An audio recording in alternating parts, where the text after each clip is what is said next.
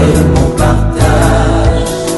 Toi le rocher des âges, mes faibles mots te sanctifient et mon esprit te magnifie. Seigneur, je te dis merci. Si le mot me manque, mon cœur ne peut se plaire.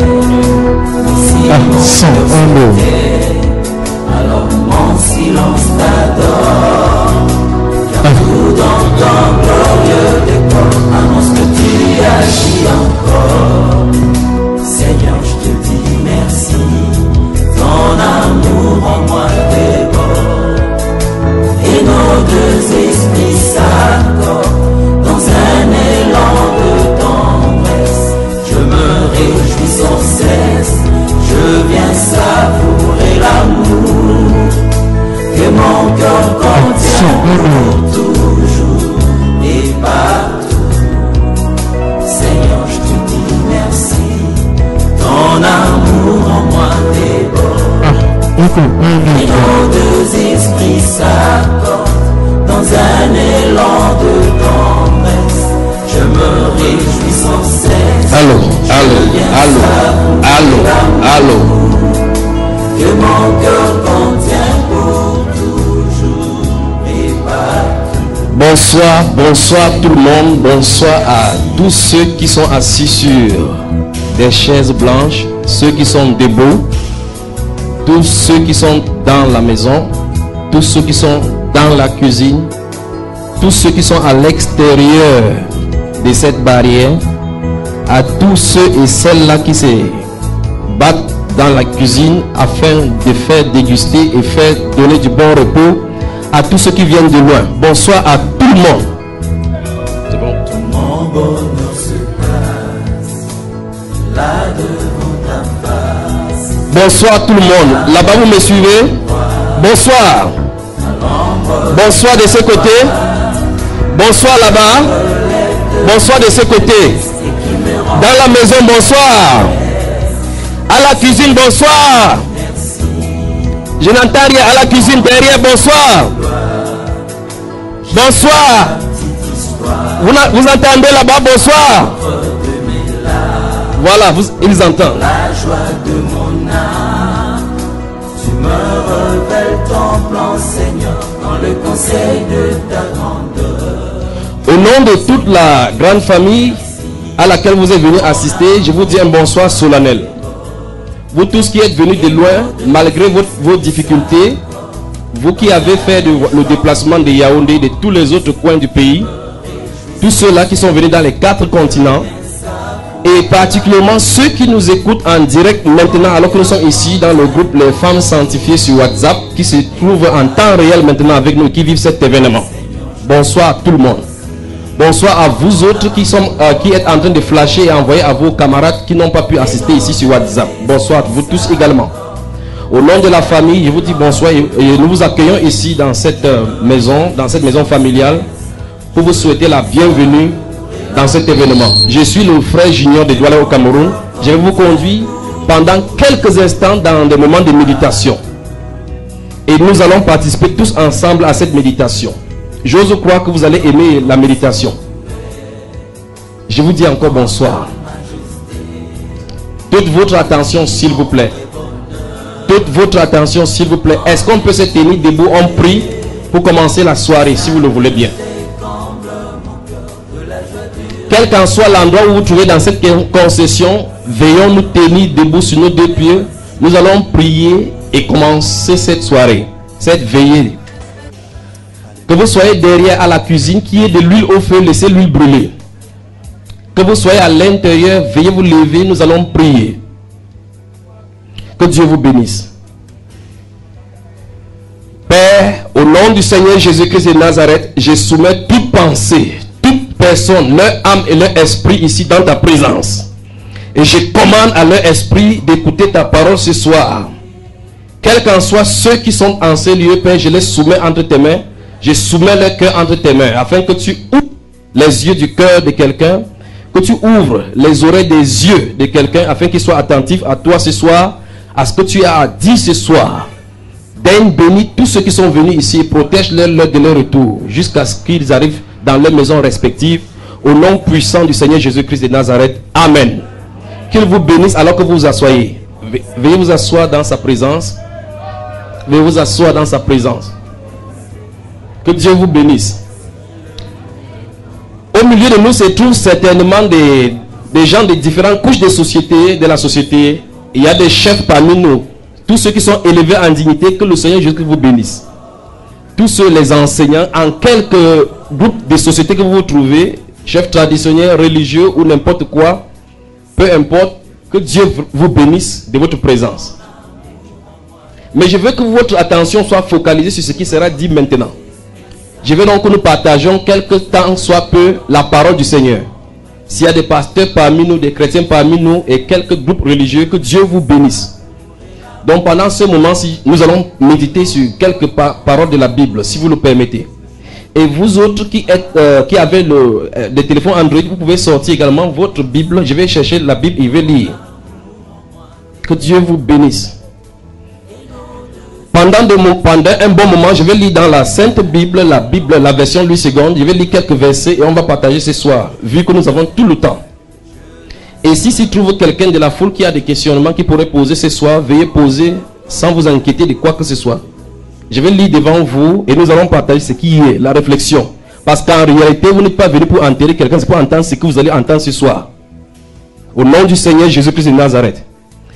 Il se pourrait que vous écoutiez ce que vous n'avez jamais écouté. Il se pourrait que vous écoutiez quelque chose qui sera la dernière de votre prédication. Il se pourrait que vous écoutiez quelque chose que vous n'auriez pas souhaité écouter, mais vous écoutiez cela ce soir. En quelque lieu que ce soit, que vous soyez à l'extérieur et à l'intérieur, veuillez écouter. Je vais commencer à lire dans le psaume 90. Le psaume 90, le verset 12. Le psaume 90, le verset 12. Je crois que cette Bible-ci me dérangera là. Il n'y a pas une autre. Psaume 90, le verset 12. Elle est très neuve la Bible, donc c'est pas facile de trouver la page facilement là. Psaume 90, le verset 12. La Bible dit: enseigne-nous à bien compter nos jours, afin que nous appliquions notre cœur à la sagesse. Je reprends encore. Enseigne-nous à bien compter nos jours, afin que nous appliquions notre cœur à la sagesse. Dieu nous interpelle ici que nous devons regarder à la durée de notre vie. Nous allons mesurer quelle est la durée de notre vie. Merci. Merci.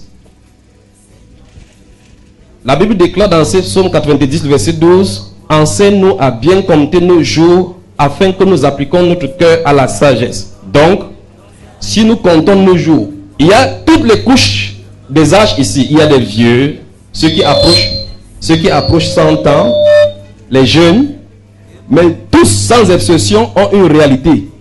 C'est que nous nous approchons vers la tombe. Toute votre attention, jeunes gens, derrière. Au nom du Seigneur Jésus-Christ, je vais vous donner les instructions du ciel. Vous ne devez pas rater ceci. Je recommence encore. Vous n'êtes pas venu pour enterrer notre frère qui va être déposé là demain. Vous êtes venu pour écouter ce que je vais vous dire ce soir. Alors, vous avez ici devant vous la Bible et vous avez la caméra du haut là qui est braquée sur chacun de nous, de notre pensée et de notre cœur ce soir. Dans le psaume 90, verset 12, la Bible dit: enseigne-nous à bien compter nos jours, afin que nous appliquions notre cœur à la sagesse.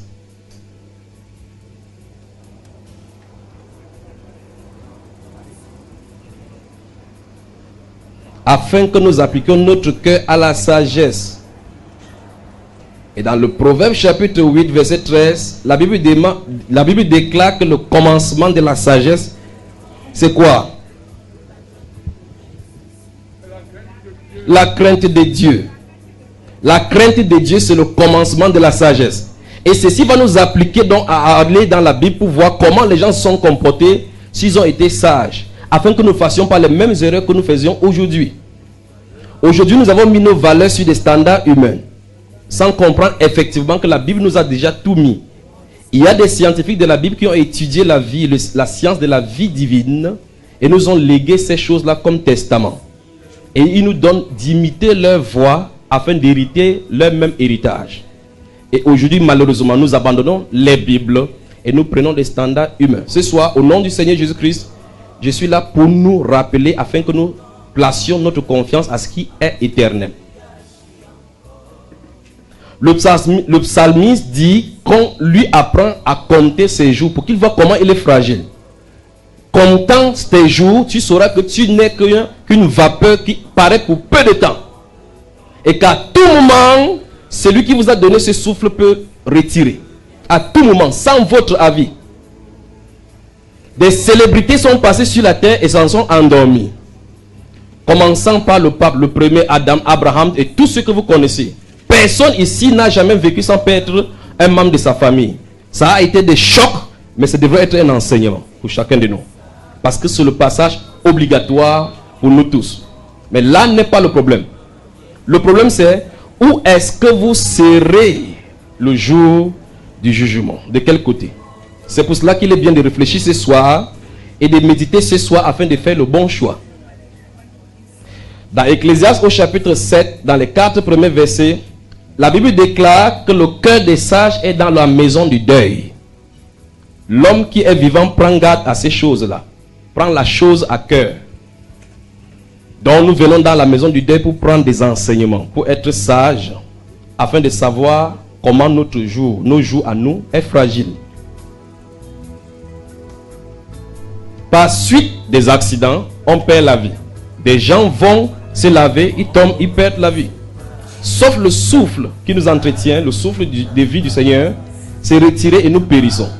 L'Ecclésiaste dit, même un chien vivant vaut mieux qu'un lion mort.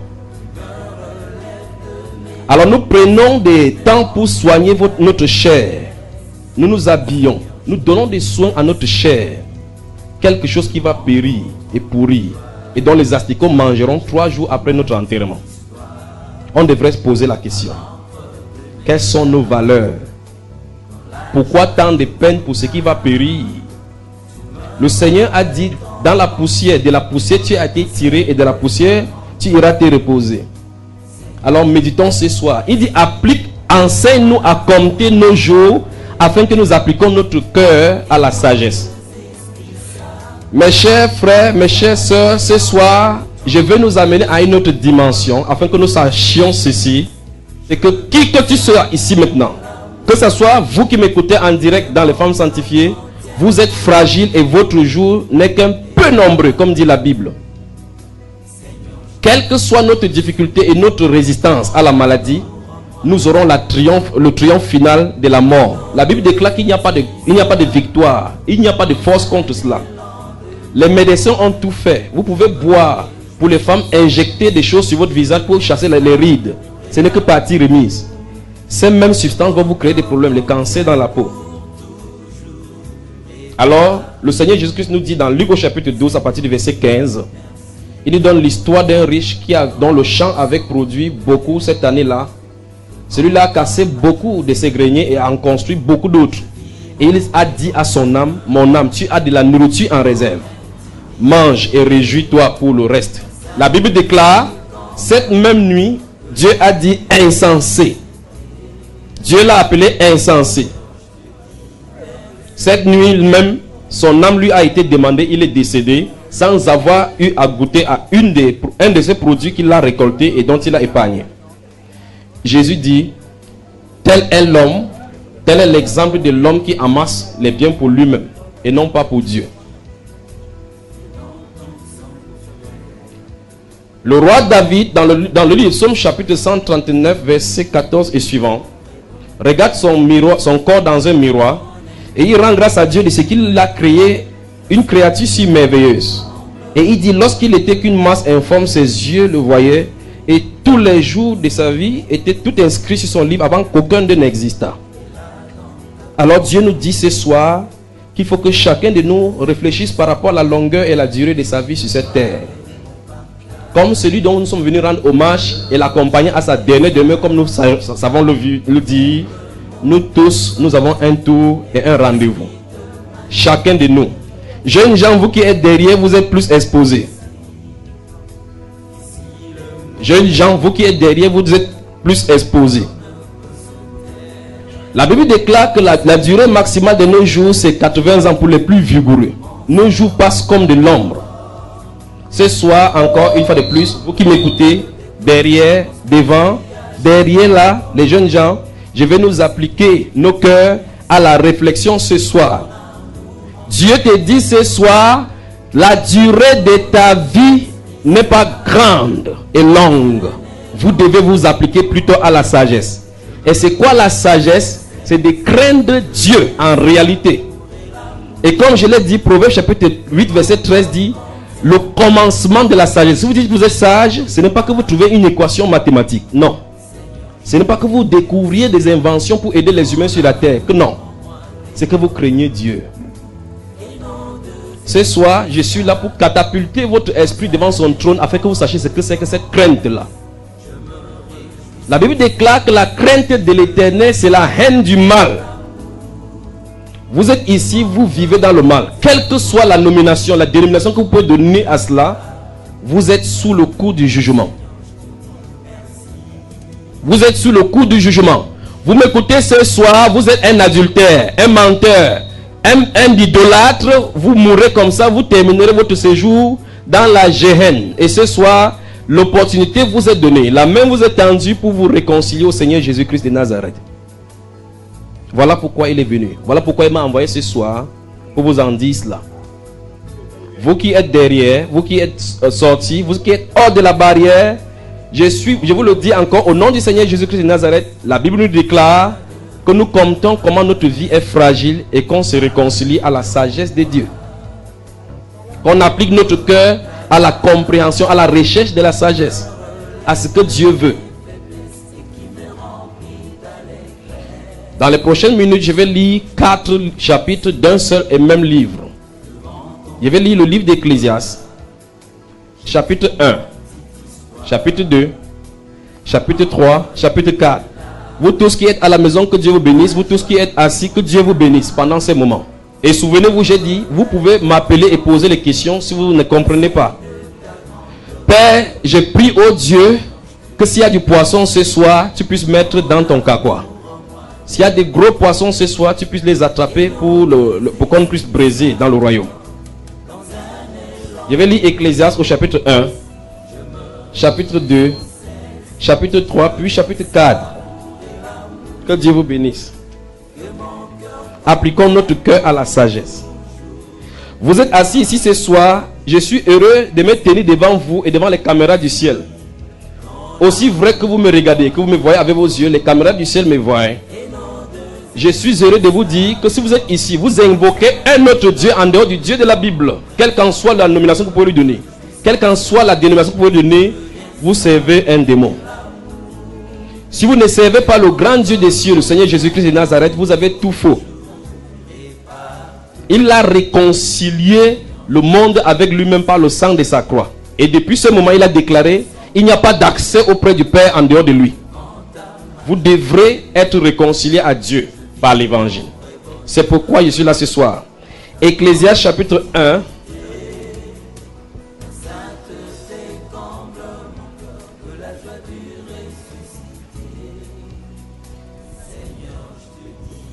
Vous qui venez d'arriver, que Dieu vous bénisse alors que vous vous asseyez. Parole de l'Ecclésiaste, fils de David, roi de Jérusalem. Vanité des vanités, dit l'Ecclésiaste. Vanité des vanités, tout est vanité. Quel avantage revient-il à l'homme de toute la peine qui se donne sous le soleil? Quel avantage revient-il à l'homme de toute la peine qui se donne sous le soleil? Une génération s'en va, une autre vient, et la terre subsiste toujours. Le soleil se lève, le soleil se couche, Il soupire après le lieu d'où il se lève de nouveau. Le vent se dirige vers le midi, tourne vers le nord, puis il tourne encore et reprend le même circuit. Tous les fleuves vont à la mer et la mer n'est point remplie. Il continue à aller vers le lieu où il se dirige. Toutes choses sont en travail au-delà de ce qu'on peut dire. L'œil ne se rassasie pas de voir et l'oreille ne se lasse pas d'entendre. Ce qui a été, c'est ce qui sera. Et ce qui se fait, c'est ce qui se fera. Il n'y a rien de nouveau sous le soleil. S'il est une chose dont on dise, voici ceci c'est nouveau, c'est une chose, cette chose existait déjà dans les siècles qui nous ont précédés. On ne se souvient pas de ce qui est ancien, et ce qui arrivera dans la suite ne laissera pas de souvenirs chez ceux qui vivront plus tard. Verset 12. Moi, l'Ecclésiaste, mes chers, vous ferez mieux d'écouter là. Moi, l'Ecclésiaste, j'ai été roi d'Israël à Jérusalem. J'ai appliqué mon cœur à rechercher et à sonder par la sagesse tout ce qui se fait sous les cieux. C'est là une occupation pénible à laquelle Dieu soumet les fils de l'homme. J'ai vu tout ce qui se fait sous le soleil et voici, tout est vanité. Et poursuite du vent. Ce qui est courbé ne peut être redressé, et ce qui manque ne peut être compté. J'ai dit en mon cœur, voici j'ai grandi et surpassé en sagesse tous ceux qui ont dominé avant moi sur Jérusalem. Et mon cœur a vu beaucoup de sagesse et de science. J'ai appliqué mon cœur à la connaissance de la sagesse et à connaître la sottise et la folie. J'ai compris que cela aussi, c'est la poursuite du vent. Car avec beaucoup de sagesse, on a beaucoup de chagrin. Et celui qui augmente sa science, augmente sa douleur. Dans le premier chapitre d'Ecclésiaste, le roi Salomon, rempli de la sagesse que le Seigneur lui a accordée, a fait la recherche par rapport à tout ce qui se fait sous le soleil. Il a conclu que même si vous essayez de fréquenter pour avoir le doctorat, vous cherchez des problèmes. Parce que tout est vanité. En réalité, le roi Salomon veut nous dire exactement ce à quoi Dieu a soumis tous les hommes sur la terre. Sous le soleil, dit dans le chapitre 3, tout a un temps. Il y a un temps pour semer, un temps pour moissonner, un temps pour naître, un temps pour grandir, un temps pour pleurer, un temps pour rire, un temps pour naître, un temps pour vivre, un temps pour mourir. Donc chacun devrait se préparer. Vous m'écoutez maintenant, vous êtes dans un temps. Et la Bible déclare qu'au milieu même du rire, le cœur peut se transformer en chagrin. Écoutez ce soir cette voix. Dieu veut que nous fassions le bon choix, que nous comprenions qu'il y a un cycle qu'il a préétabli. Un cycle dans lequel nous tous nous retrouvons. Nous ne pouvons pas esquiver l'air ni le soleil. Nous ne pouvons pas esquiver ce circuit que Dieu le Père a lui-même établi. Ce circuit nous pousse ce soir à réfléchir et à comprendre que tout ce que nous faisons sur la terre n'est que vanité. Alors on doit se poser les bonnes questions ce soir. Qu'est-ce que nous sommes censés faire sur cette terre au juste? La première chose que nous allons remarquer, c'est que vous êtes venus sur la terre non de votre propre gré. Ce n'est ni votre père, ni votre mère, encore moins vos grands frères, vos grands-pères, qui ont décidé de vous faire naître. Dans Jérémie chapitre 1, versets 5 à 10, le Seigneur dit à Jérémie qu'avant que je ne t'eusse formé dans le sein de ta mère, je te connaissais. Alors, pourquoi êtes-vous sur terre? Pourquoi sommes-nous sur terre? La Bible déclare que tout ce que nous faisons sur le soleil n'est que vanité. Dans la suite de cette lecture, le roi Salomon va dire que tout ce qu'il a construit à Jérusalem, Dieu lui a donné la sagesse. Et souvenez-vous, pour ceux qui lisent la Bible, Dieu lui avait demandé de demander n'importe quoi qu'il voudra, il lui sera accordé. Il a demandé la sagesse à Dieu. Et Dieu lui a dit, comme tu n'as pas demandé la mort de tes ennemis, ni la gloire et la richesse, en plus de la sagesse que tu as demandé pour diriger le peuple, je te donnerai également de l'argent et une grande gloire au point où personne ne sera des vivants avec comme toi. Et avec cette sagesse, il est entré dans les profondeurs des énigmes de Dieu. pour rechercher ce que nous cherchons aujourd'hui. Et en fait, il a donné les résultats de sa recherche et confiné cela dans la Bible afin que nous appliquions les formules de sa recherche.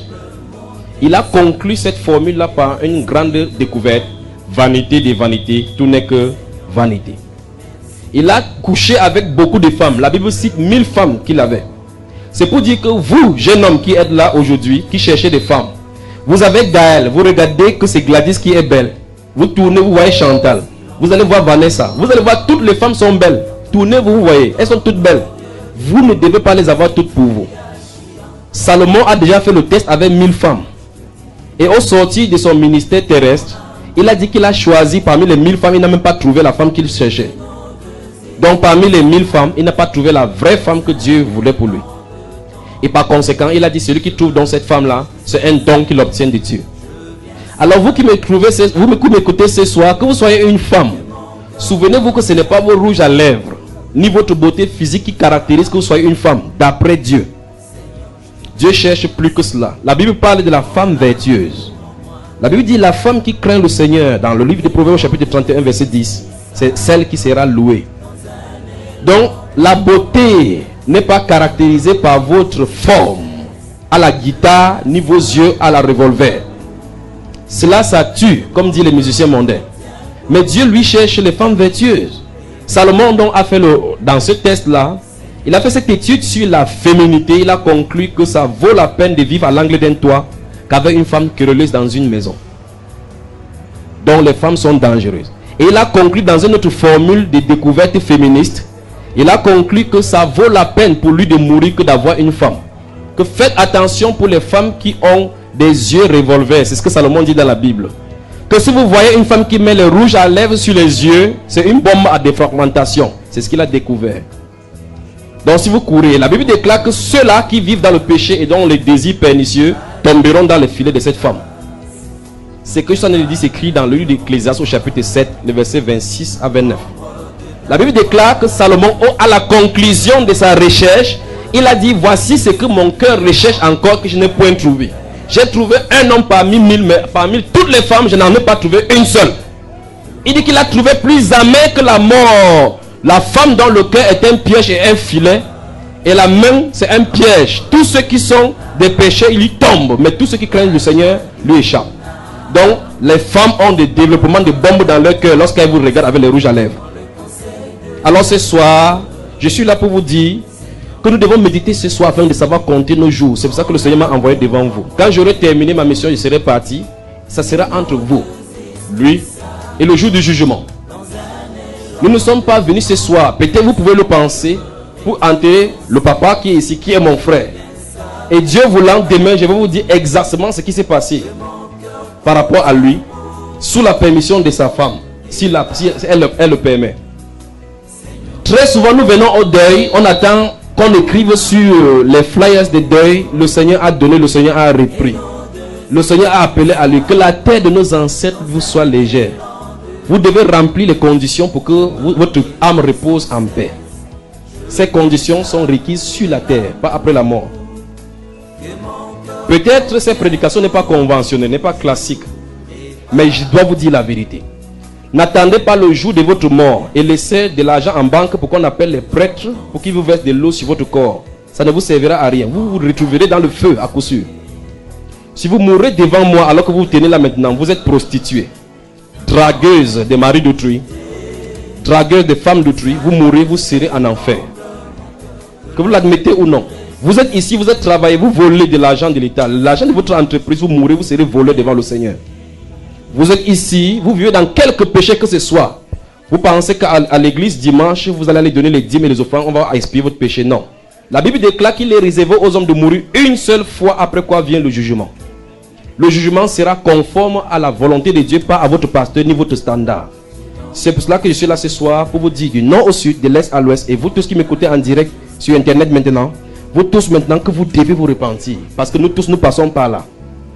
Ne me voyez pas comme je porte le blanc, vous pensez que je suis sorti du ciel comme un ange. Non, je suis né dans le péché tout comme vous. Mais la grâce du Seigneur Jésus-Christ est arrivée jusqu'à moi, et il m'a établi prédicateur de ce que je suis en train de vous dire. Et il m'a envoyé dans cette maison-ci pour que cet homme-là que vous allez aller enterrer puisse venir à lui dans le paradis. Et il y est. Avec certitude, plus sûr que la vérité, que mon réel ici, il y est. Et ce soir, vous pouvez régler votre compte avec Dieu.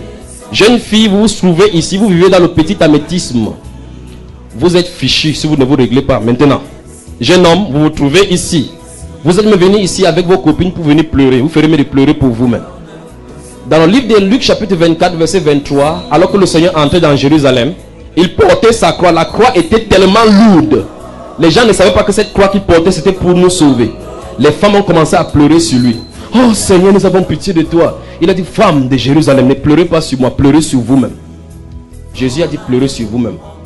Car des jours arrivent où on va lever contre vous des tranchées. Alors lorsque vous venez ici, vous venez pleurer cet homme-là, lui, son cas est déjà réglé devant Dieu. Son livre sera ouvert ces jours-là. Il a achevé sa course sur la terre.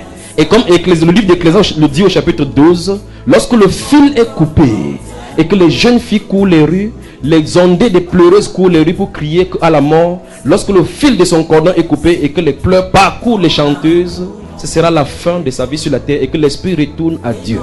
Donc vous qui êtes sur la terre, le corps qui sera enterré vous interroge. Si c'est votre tour, êtes-vous prêt à entrer où il va entrer? Jeune homme, réjouis-toi selon le temps que tu as sur la terre. Bois le harki avec le fighter. Mais la Bible déclare, souviens-toi que tout cela que tu fais, Dieu t'appellera en jugement.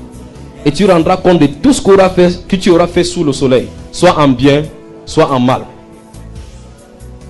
Dans le livre de Luc au chapitre 13, le verset 3, 4 et 5, les disciples sont venus se plaindre au Seigneur Jésus-Christ de Nazareth en lui disant, avez-vous vu, Seigneur, le fait que Hérode a mélangé le sang des sacrifices avec les Juifs venus de Judée? Les Juifs qui étaient venus donner les sacrifices étaient déjà morts.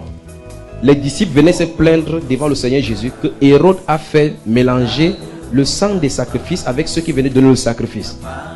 Jésus a dit, vous pensez qu'ils étaient plus péchés que tous les Galiléens qui n'ont pas péri? Je vous le dis, vous qui êtes vivants, si vous ne vous repentez pas, vous périrez tous également. C'est pour dire, lorsque quelqu'un est couché inerte, son cas est réglé. Quel qu'en soit ce que vous pouvez faire, portez la veste climatisée. Les 3 prochains jours, ce sera pour les asticots. Les plus puissants de la terre, Pharaon qui a résisté au grand Moïse, sont morts. Les oesophages se trouvent dans les musées aujourd'hui. On parle d'eux au passé. Mais il y a un qui a vaincu la mort, on l'appelle Jésus-Christ de Nazareth. Il est vivant pour l'éternité. Et là, si on se confie en lui, on est sûr d'être sauvé instantanément, pas plus tard, instantanément. Et ce soir, au nom du Seigneur Jésus-Christ de Nazareth, alors que cette voix parcourt vos cœurs, quelle que soit l'iniquité dans laquelle vous vivez, Dieu vous appelle à la repentance. Un changement radical de votre façon de vivre. C'est ça que Dieu nous a dit dans ce psaume 90, verset 12. Seigneur, enseigne-nous à compter nos jours afin que nous nous appliquions à la sagesse. Vous êtes fragile. Un de vos philosophes a dit que l'enfant qui naît est assez vieux pour mourir. Ça veut dire que la mort frappe à tout âge. C'est une femme qui n'a pas de respect pour aucune personne. Il frappe les dirigeants. Tu as le doctorat, il déchire avec ton doctorat. Tu es président de la République, il te mange avec ta femme. Tu es dans l'avion, il frappe ton avion. Je parle de la mort. Il ne respecte personne sur la terre. Vous avez vu quelqu'un que la mort a fui? Même le fou, soit même le chat, quand la voiture vous cogne, elle prend seulement. Donc c'est un être qu'il ne faut pas blaguer. Maintenant, la triste réalité, c'est que vous et moi, nous n'avons pas pouvoir sur elle. Mais nous avons pouvoir pour contourner cela. Parce que nous avons un souverain qui a vaincu la mort. Dans le livre de 1 Corinthiens au chapitre 15, versets 28 et 29, la Bible déclare que le dernier ennemi qui sera détruit, c'est la mort. Lorsque sera accomplie la parole des prophéties, dont toutes les années seront soumises entre les mains du Seigneur et qu'il aura soumis toutes choses à son Dieu, celui qui est Dieu et Père. Alors s'accomplira cette parole de l'écriture. Ô mort, où est ta victoire? Ô mort, où est ton aiguillon? Vous êtes ici ce soir. Peut-être le prochain sur la liste des appelés à partir de la terre sera vous. Peut-être c'est moi. La probabilité c'est 100% sans erreur. Peut-être c'est vous. Peut-être c'est moi qui me tiens devant vous. Mais au moins moi, je sais exactement où je partirai. Vous ne partirez pas au ciel parce que vous avez été à l'église le 25 décembre. parce que vous avez aidé à construire l'église. Ça n'a rien à voir. La Bible déclare que c'est par la grâce que nous sommes sauvés, par le moyen de la foi. Et cela ne vient pas de vous, c'est un don de Dieu. C'est gratuit et ce soir, vous pouvez être sauvés. Et si vous êtes ici ce soir, vous étiez membre des églises, membre des chorales et votre vie n'était pas droite devant le Seigneur. Je vous en conjure au nom du Seigneur Jésus-Christ, redressez vos vies devant le Seigneur Jésus-Christ de Nazareth. Parce qu'il viendra chercher une église sans tache ni ride, ni rien de semblable. Il ne vient pas enlever les membres d'une chorale. Si on porte le blanc et que le cœur est noir, on n'entrera pas. Ce n'est pas la tache extérieure. Dans Apocalypse chapitre 19, le verset 6 à 8, la Bible déclare: réjouissez-vous cieux, et vous tous qui habitez dans le ciel, car les noces de l'agneau sont venues et son épouse s'est préparée. Il lui a été donné de se revêtir de fin lin éclatant pur. Ce fin lin éclatant pur, ce sont les œuvres justes des saints. Vous pouvez vous réconcilier à Dieu, mes chers amis. Vous pouvez vous réconcilier à Dieu. Vous êtes ici, vous êtes sorcier ou sorcière. Je vous en conjure au nom du Seigneur Jésus-Christ de Nazareth, vous êtes sous le coup de Satan. Même que vous ne le fassiez pas publiquement, je suis derrière. On peut vous en délivrer, même maintenant. Je vais encore reprendre ça pour que vous compreniez. Si quelqu'un se trouve ici, vous volez la nuit, vous avez un autre esprit en vous, autre que l'esprit de Dieu, je vous en conjure, ce soir, au nom de Jésus-Christ de Nazareth, vous pouvez être délivré. Si vous êtes entré dans la sorcellerie, je vous en conjure, au nom de Jésus-Christ de Nazareth, vous pouvez être délivré et avoir la vie éternelle. Jésus-Christ est vivant. Jésus-Christ est vivant. Vous pouvez être ici, vous pouvez être là, un papa ou une maman. Vous avez vécu dans la sorcellerie pour longtemps, dans les confréries de sorcellerie. Je vous lance le défi maintenant de challenger le nom du Seigneur Jésus. De challenger ce nom puissant, ce nom glorieux. Jésus-Christ vous aime. Jésus-Christ vous aime et il vous veut à la repentance. Le Seigneur Jésus-Christ est allé à la croix. Son sang a coulé pour vous racheter. Si vous entendez sa voix aujourd'hui, la Bible dit: n'anticipez pas vos cœurs. Si vous êtes trouvé par Mégare dans la fornication, repentez-vous ce soir. Il connaît votre cœur. Il discerne les pensées des cœurs. Je ne vous appellerai jamais ici devant de venir vous confesser. Non. Je vais attirer votre attention à appliquer votre cœur dans la sagesse. Mes chers amis, vous qui m'écoutez derrière, vous qui m'écoutez devant, je vous ai dit depuis le début qu'il m'a envoyé vers vous afin que vous sachiez que votre vie est fragile. Regardez 10 ans en arrière. Prenez votre photo 10 ans en arrière. Vous les femmes particulièrement, regardez les rides contre lesquelles vous avez commencé à lutter. Vous allez voir effectivement que vous n'avez pas de force contre la vieillesse. C'est un signe que la terre vous appelle à retourner où vous y êtes sorti. Alors, de quelle manière serez-vous devant le Seigneur après votre sortie? Souvenez-vous, vous n'êtes pas venu par vous-même sur la terre. Vous n'avez pas choisi votre famille. Vous n'avez pas choisi votre couleur, votre ethnie. Dieu vous a choisi. Lorsque vous êtes devenu conscient et consciente, il a envoyé les prédicateurs sur la terre pour vous mettre sur la bonne voie afin que vous retourniez de la bonne façon à la maison, comme ce papa-ci est retourné de la bonne façon à la maison. Salomon a étudié tous les domaines que vous avez aujourd'hui, la recherche scientifique féminine, tous les domaines de l'argent. Il a conclu que tout est vanité. Il a construit à Jérusalem des monastères, des grands édifices, et puis il s'est fâché par l'affaire. Il a dit: qui me dit qu'après ma mort, celui qui va hériter pourra gérer comme moi? Mais il n'a pas le pouvoir, il sait qu'il va quitter la scène.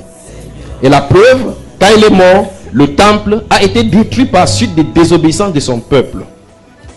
Il avait raison donc de s'inquiéter. Donc, quelle que soit votre richesse, quel que soit votre pouvoir, vous ne pouvez pas défier la mort. Il y a un que je connais qui a défié la mort et qui est sorti victorieux. Il s'appelle le Seigneur Jésus-Christ de Nazareth. Il a dit: quiconque vit et croit en moi ne verra jamais la mort. Ce soir, j'attire votre saine intelligence à être fixé sur les choses les meilleures. Ces choses les meilleures, ce sont les choses éternelles. Demain, quand ce corps sera sorti de la mort, certaines lanceront la bouche pour pleurer. Je vous en conjure, si ce papa pouvait se lever, il vous dira, ne pleurez pas pour moi, pleurez pour vous-même. Parce que j'ai causé avec lui. Et j'ai vu ce qu'il en est. Et je l'ai accompagné. Vous qui êtes là ce soir, ça peut être votre tour. Ça peut être votre tour ce soir. Vous qui m'écoutez derrière la maison, dans la maison.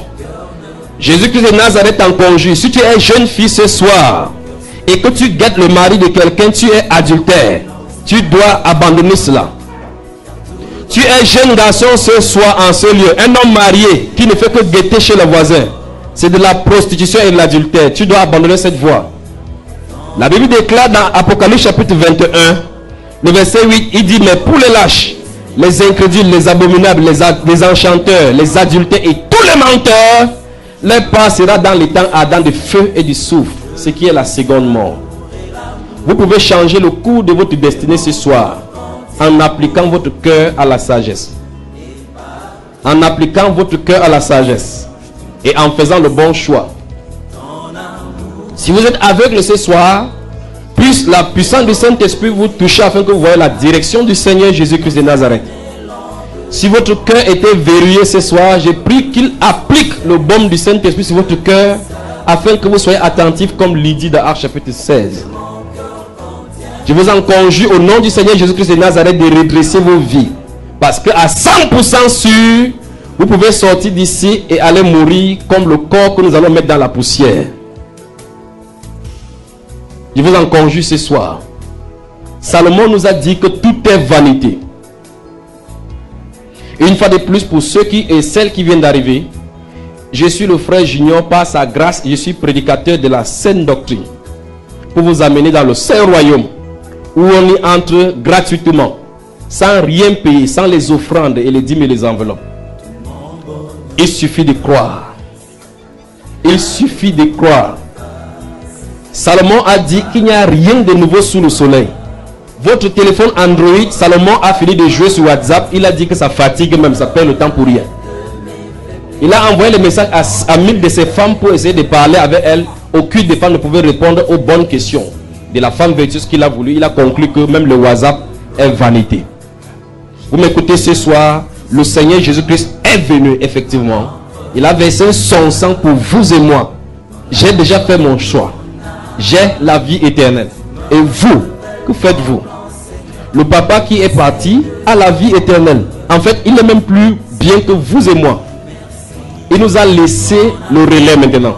À nous de voir. Êtes-vous prêts à suivre ses traces?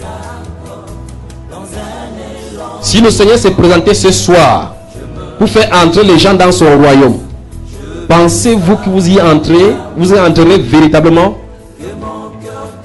Vous êtes ici ce soir, vous êtes pasteur, mais vous vivez dans le faux. Dieu vous appelle à la repentance. Dieu vous appelle à la repentance. Vous êtes ici, vous avez attaché les gens sur votre cœur en disant que pour telle personne, je ne pardonnerai jamais. Sachez que depuis le jour où vous avez dit cela, Dieu ne vous pardonnera jamais. C'est vous qui récitez chaque fois dans vos formulaires alors que vous récitez en baillant. Vous dites pardonne nos offenses comme nous pardonnons aussi à ceux qui nous ont offensés. Malgré que vous dites comme ça, vous avez des gens sur le cœur que vous n'avez pas pardonné. Peut-être votre mari vous a déjà trompé plusieurs fois et vous avez gonflé le cœur comme le tapioca contre lui. Vos cœurs doivent être détachés ou bien ça va se sécher dans le séjour des morts. Vous devez pardonner. Le premier principe pour venir au Seigneur Jésus-Christ, c'est cela. Dieu prouve son amour envers nous en ce que lorsque nous étions encore des pécheurs, Christ est mort pour nous. Le Seigneur Jésus-Christ est à la croix pour vous et moi, alors que nous étions tous dans la désobéissance. Il nous a fait grâce. Il nous a fait dispense de nos péchés et de nos iniquités. Dans le psaume 103, le verset 3 et 4, la Bible déclare que c'est lui qui pardonne nos iniquités, qui guérit toutes nos maladies. C'est le Christ Jésus, notre Seigneur. Alors ce soir, faites le bon choix. Faites le bon choix, jeune homme. Faites le bon choix, jeune femme. Vous qui vivez dans l'iniquité, avec des messages pornographiques, c'est de l'iniquité. Vous qui vivez dans l'iniquité, dans l'homosexualité, le lesbianisme, vous êtes ici ce soir, c'est de l'iniquité. Au nom de Jésus-Christ, vous devez vous repentir. Si on vous a commandé d'envoyer le feu, c'est une fausse prière. Vous devez vous repentir. Dieu ne nous a pas demandé de cracher le feu. Nous ne sommes pas des dragons. Le Seigneur vous aime et vous amène à la repentance. On n'envoie pas le feu sur les ennemis. Il a dit priez pour vos ennemis. Priez pour ceux qui vous persécutent. Je vous en conjure au nom de Jésus-Christ de Nazareth. Si vous êtes homosexuel, lesbien, masturbateur, pornographique, habitué aux boîtes de nuit, vous pouvez vous repentir ce soir. Vous devez vous repentir ce soir.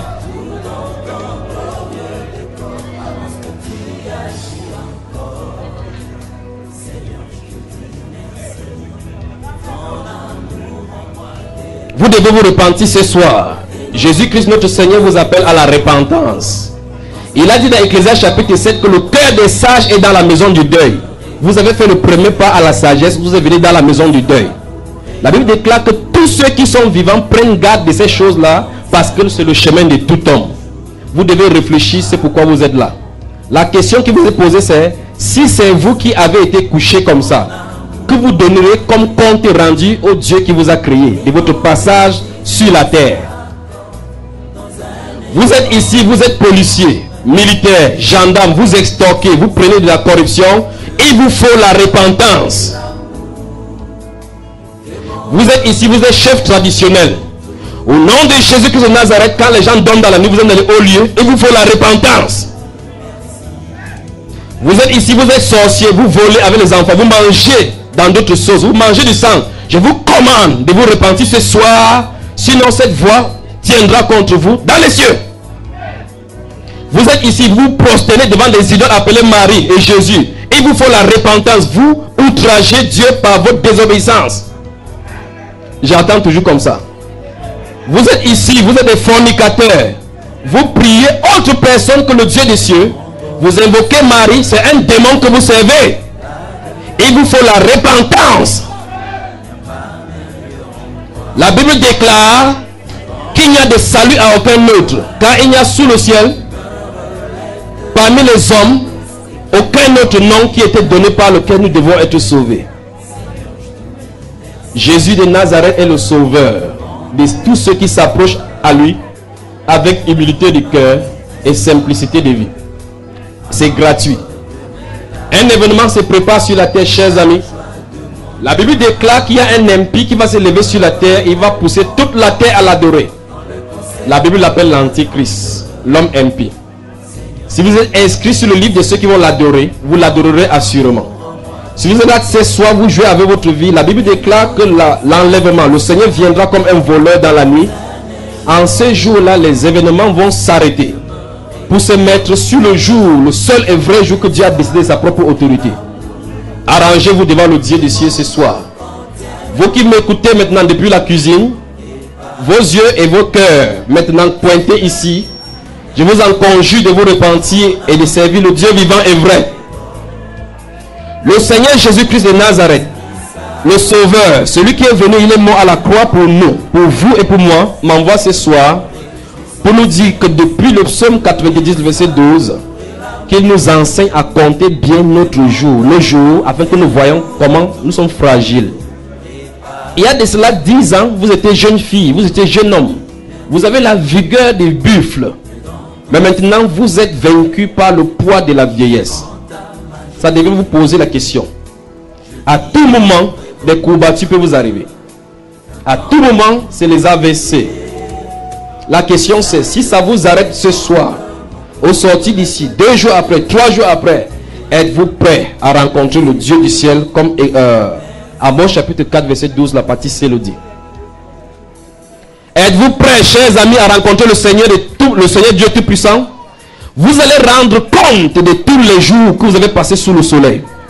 Vous allez rendre compte, nous allons rendre compte de tout ce que nous aurons dit, de tout ce que nous aurons pensé, de tout ce que nous aurons fait, soit en bien, soit en mal.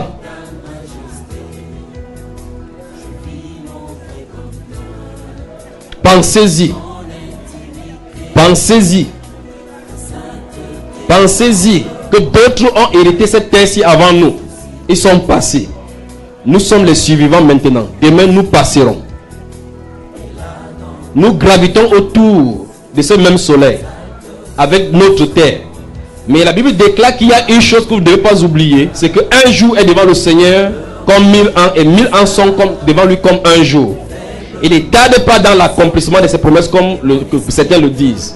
Mais il use de patience avec chacun de vous, ne voudrant pas qu'aucun périsse, mais que tous parviennent à la repentance. Repentons-nous ce soir. Alors que vous vous asseyez dehors dans votre véhicule, derrière mangeant, ce soir en me regardant, vous connaissez vos mauvaises actions. Une femme adultère avait été amenée devant le Seigneur Jésus-Christ. On voulait la lapider. Jésus a dit que personne parmi vous, celui qui n'a pas péché, jette la première pierre. Il ne s'est pas attelé sur son péché, mais il lui a accordé le pardon.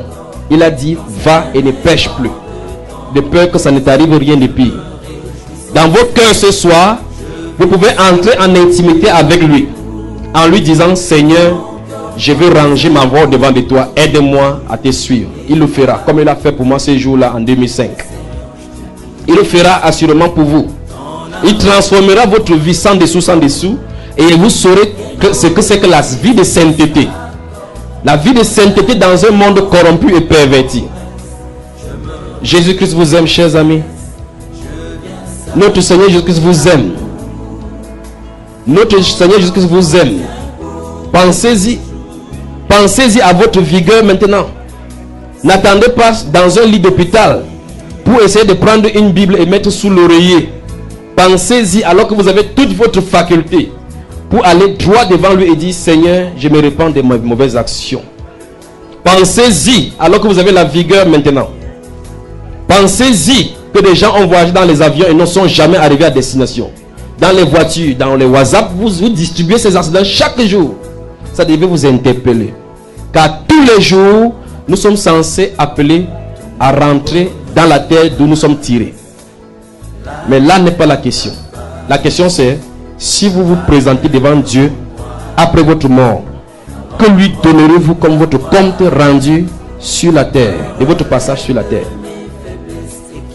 Il va vous compter parmi les buveurs de vin, parmi ceux qui ont bâti des records pour draguer des femmes, parmi les grands voleurs de budget de l'État, parmi les plus grands menteurs de la terre. Où est-ce que vous vous classerez? Parmi les grandes femmes qui bombent les seins pour séduire les hommes, c'est là où vous vous classerez. Dieu vous appelle à la repentance. Au nom de Jésus-Christ de Nazareth, vous toutes femmes, je m'adresse à vous particulièrement parce que Salomon a dit, je continue la recherche sur vous. Vous êtes ici ce soir, vous avez exposé et vos derrière et vos devant pour détruire les pensées de tous ceux-là donc qui veulent venir à Jésus. Je vous en conjure, vous vivez dans le péché. Le ventre, le dos et le quoi dehors doivent entrer dedans. Ça doit être dedans, pas dehors. Jésus vous aime. Repentez-vous. Repentez-vous. Repentez-vous. Jeune homme, repentez-vous. Si tu es avec une fille qui n'est pas ta femme, vous allez au lit, c'est le péché. C'est le péché, vous dis-je. Tu dois te repentir. Et toi, jeune femme, qui le suis comme un mouton, sache que ta beauté est une fonction décroissante du temps. Quand il t'aura appuyé comme l'orange, il va te lâcher. Repentez-vous. Repentez-vous. Femme, toi qui m'écoutes maintenant, tu es l'orange. Après t'avoir sucé, il va acheter un autre. Chapitre 2 d'Ecclésiaste. Que Dieu vous bénisse. Je vous aime, je suis obligé de vous dire la vérité. Je suis obligé de vous dire la vérité parce que Dieu a dit, je vous conduis dans la sagesse. Il a dit la sagesse, cette sagesse-là, c'est la crainte de son nom. Et la crainte de l'Éternel, donc la Bible appelle cela la haine du mal. Vous devez haïr tout ce qui est péché. Si vous aimez le péché, sachez sûr et bien sûr que si vous mourrez, la géhenne vous attend.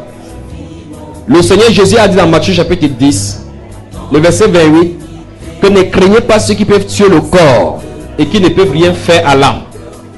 Craignez plutôt celui qui peut tuer et le corps et faire périr l'âme dans la géhenne. C'est celui donc que vous devez craindre. Au nom du Seigneur Jésus-Christ de Nazareth, je vous en conjure ce soir, qui que vous soyez, la Bible déclare devant Dieu, il n'y a acception de personne. Il a confronté des rois. Il leur a dit la vérité. Il a confronté les pauvres. Il leur a dit la vérité. Parce que c'est la vérité qui doit vous affranchir. Je recommence encore. Jeune homme, vous êtes ici ce soir, vous n'êtes pas marié, vous n'avez pas droit au rapport sexuel. Jeune femme, vous êtes ici maintenant. Vous calculez les hommes mariés véhiculés. Vous êtes une adultéresse à la lumière de Jézabel. Vous devez vous repentir. Vous devez vous repentir et suivre la voie de la vérité. Vous devez changer de vie parce que Jésus vous appelle à la repentance. Vous êtes ici ce soir, vous mélangez du whisky, vous buvez jusqu'à vous saouler. Jésus vous appelle à la repentance. Il a dit, la maison du deuil, c'est pour la sagesse. J'ai dit à mon cœur, chapitre 2 d'Ecclésiaste, j'ai dit à mon cœur, allons, je t'éprouverai par la joie, et tu goûteras le bonheur. Et voici, c'est encore là une vanité. J'ai dit du rire insensé et de la joie, à quoi sert-elle? J'ai résolu en mon cœur de livrer ma chair au vin, tandis que mon cœur me conduirait avec sagesse et de m'attacher à la folie jusqu'à ce que je visse ce qui est bon pour les fils de l'homme de faire sous les cieux pendant le nombre des jours de leur vie. J'exécutais de grands ouvrages, je me bâtis des maisons, je me plantais des vignes, je me fis des jardins et des vergers, et j'y plantais des arbres à fruits de toute espèce. Je me créais des étangs pour arroser la forêt où croissaient les arbres.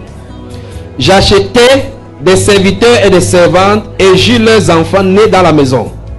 J'ai possédé des troupeaux, des bœufs et des brebis, plus que tous ceux qui étaient avant moi dans Jérusalem. Je m'amassais de l'argent et de l'or et les richesses des rois et des provinces. Je me procurais des chanteurs et des chanteuses et les délices des fils de l'homme. Des femmes en grand nombre, je devins grand, plus grand que tous ceux qui étaient avant moi dans Jérusalem. Et même ma sagesse demeura avec moi. Tout ce que mes yeux avaient désiré, je les en ai point privé. Je n'ai refusé à mon cœur aucune joie, car mon cœur prenait plaisir à tout mon travail. Puis, et c'est là la part qui m'en était revenue. Puis j'ai considéré tous les ouvrages que mes mains avaient faits et la peine que j'avais prise. Et la peine que j'avais prise à les exécuter. Et voici, tout est vanité et poursuite du vent. Et il n'y a aucun avantage à tirer de ce qu'on fait sous le soleil. Alors j'ai tourné mes regards vers la sagesse et vers la sottise et la folie. Car que fera l'homme qui succédera au roi? Ce qu'on a déjà fait. Et j'ai vu que la sagesse a de l'avantage, sur la folie, comme la lumière a de l'avantage sur les ténèbres. Le sage a ses yeux à la tête et l'insensé marche dans les ténèbres. Mais j'ai reconnu aussi qu'ils ont l'un et l'autre un même sort. J'ai reconnu que le sage et l'insensé ont un même sort. Et j'ai dit en mon cœur que c'est encore là une vanité. Salomon nous dit ici que vous soyez belle, que vous soyez beau, que vous soyez riche. Quel qu'en soit ce que vous pouvez expérimenter sur la terre, il les a expérimentés avant vous. Et il a compris que tout est vanité. Et c'est là ce dont vous mourrez. Des personnes sont surpris en flagrant délit, tenant les têtes des hommes sur la terre, entre les mains qu'ils ont coupées pour aller faire des rituels pour avoir de l'argent. De l'argent, celui-ci en avait en agogo. De l'or, il les avait en agogo. Ce derrière quoi nous courons aujourd'hui. Et il a posé la question, quand il va mourir, qui va hériter de toutes ces choses? Nous avons eu beaucoup de personnes sur la terre qui ont eu de grands héritages. Quand ils sont décédés, les enfants ont dilapidé. Ils ne sont plus là pour discuter par rapport à leur héritage. Et c'est même par grâce, même qu'on lui donne 2 mètres de place là-bas sur la terre. Alors Dieu nous appelle à la repentance. Que nous réclamions ce soir la souveraineté de Dieu dans nos vies, afin de savoir que tout sous le soleil est vanité. Vous êtes avec moi sur le canapé là-bas? Jeunes gens, vous êtes avec moi? Au nom de Jésus-Christ de Nazareth, vous êtes avec moi? Ici, vous m'écoutez? Derrière moi, vous m'écoutez de ce côté? Que Dieu vous bénisse. Que Dieu vous bénisse. Écoutez-moi, jeune homme. La Bible déclare que réjouis-toi pendant le jour de ta jeunesse. Réjouis-toi très bien même. Vous avez compris? Mais la Bible avertit que sache qu'il y a des jours de ténèbres qui sont devant toi. Dieu vous attend. Il y a les ténèbres qui vous attendent devant. Il y a des pièges devant. La Bible déclare pour qui les rares, pour qui les hélas, pour qui les yeux rouges, pour ceux qui se tiennent devant le vin et devant les liqueurs fortes.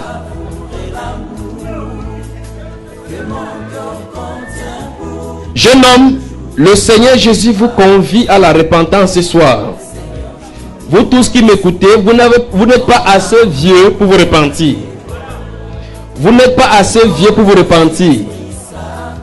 Vous qui êtes encore vieux avec les cheveux blancs, vous êtes encore davantage interpellé parce que votre sortie peut être glorieuse.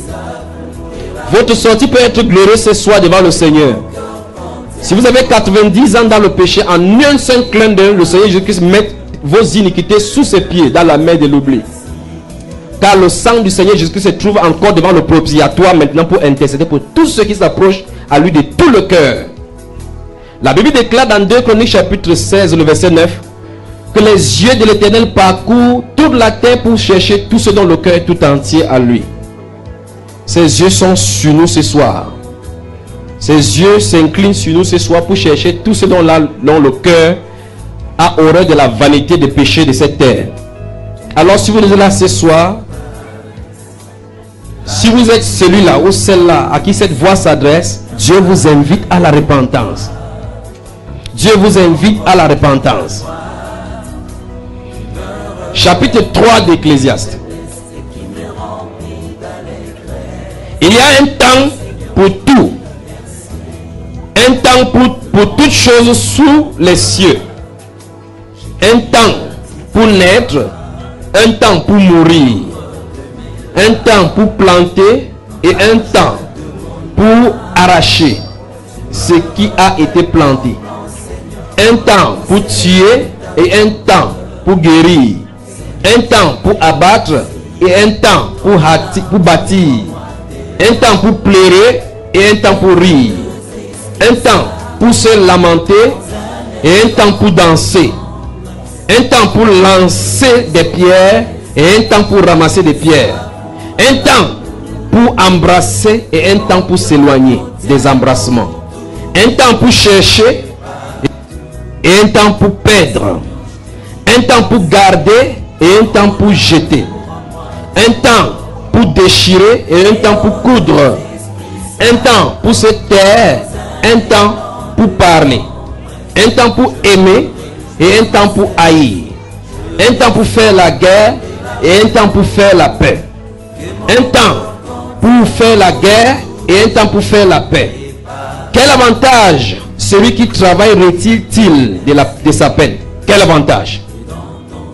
J'ai vu à quelle occupation Dieu soumet les fils de l'homme. Il fait toutes choses bonnes en son temps.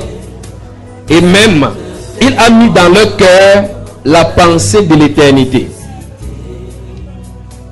Bien que l'homme ne puisse pas saisir l'œuvre que Dieu fait du commencement jusqu'à la fin, j'ai reconnu qu'il y a des bonheurs pour ceux pour eux qu'à se réjouir et à se donner du bien-être pendant leur vie, mais que si un homme mange et boit, se réjouit du bien-être au milieu de tout son travail, c'est là un don de Dieu. J'ai reconnu que tout ce que Dieu fait durera toujours, qu'il n'y a rien à y ajouter et rien à en retrancher, et que Dieu agit ainsi afin qu'on le craigne. Ce qui est a déjà été, et ce qui sera a déjà été, et Dieu ramène ce qui est passé. Oui.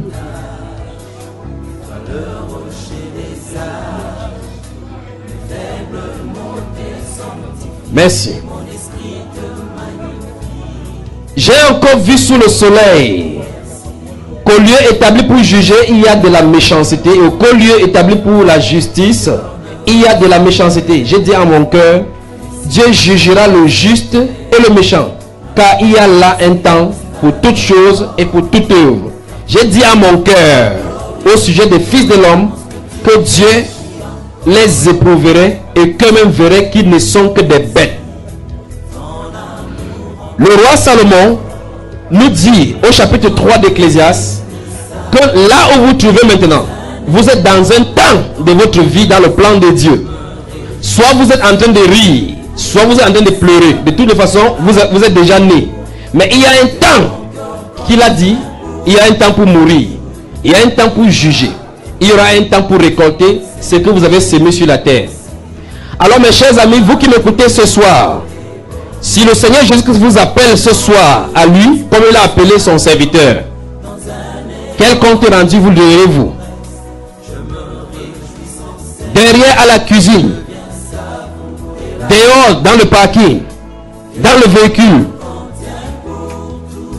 Vous tous qui m'écoutez ce soir, si le Seigneur vous appelle ce soir à lui, êtes-vous prêt vraiment à lui donner des comptes rendus exacts de votre vie sur la terre?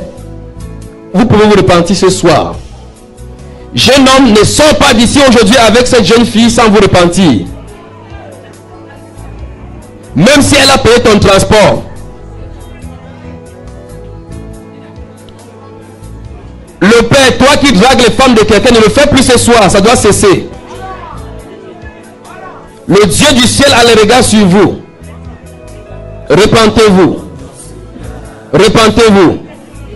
Repentez-vous. Bonsoir.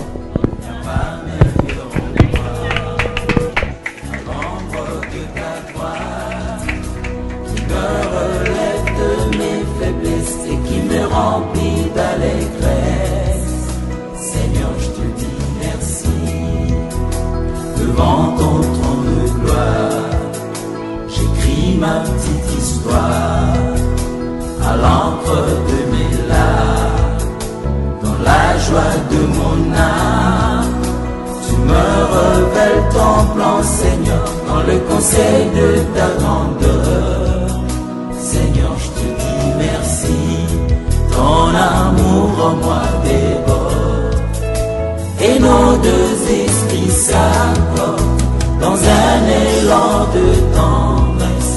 Je me réjouis sans cesse, je viens savourer l'amour que mon cœur contient pour toujours et partout. Seigneur, je te dis merci. Ton amour en moi déborde et nos deux esprits s'accordent dans un élan de tendresse. Je me réjouis sans cesse, je viens savourer l'amour que mon cœur contient pour toujours et partout. Seigneur, je te dis merci.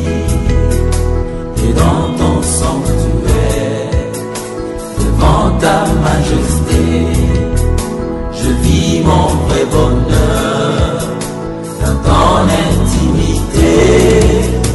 Ta sainteté comble mon cœur de la joie du ressuscité.